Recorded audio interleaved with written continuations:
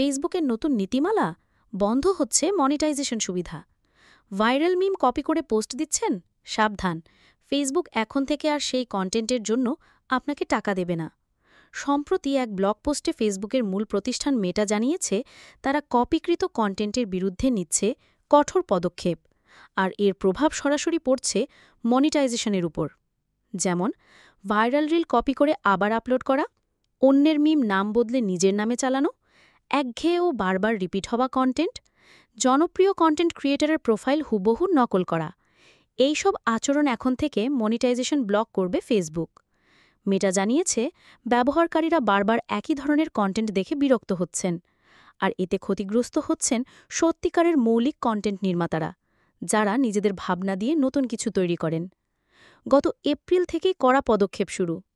1 কোটি ভুয়া account delete, 5 লাখের বেশি অ্যাকাউন্টের রিচ কমানো, কিছু অ্যাকাউন্টের পোস্ট করার সুবিধা বন্ধ। এখন থেকে যারা কপি করা ভিডিও বা মিম পোস্ট করবেন তাদের জন্য মনিটাইজেশন সুবিধা বন্ধ করে দিচ্ছে ফেসবুক। শুধুমাত্র মৌলিক কন্টেন্ট নির্মাতারাই পাবেন ইনকামের সুযোগ। ফেসবুক চায় তাদের প্ল্যাটফর্ম হোক বৈচিত্র্যপূর্ণ, মানসম্মত আর ইউজার বান্ধব। তাই এখনই যদি কন্টেন্ট বানিয়ে ইনকাম করতে চান, হন ক্রিয়েটিভ, হন অরিজিনাল। এই ভিডিও যদি আপনার কাজে লাগে তাহলে একটা লাইক দিয়ে বন্ধুদের সাথে শেয়ার করুন। নতুন আপডেট পেতে আমাদের ফেসবুক পেজ ফলো করতে এবং ইউটিউব চ্যানেল সাবস্ক্রাইব করতে ভুলবেন না।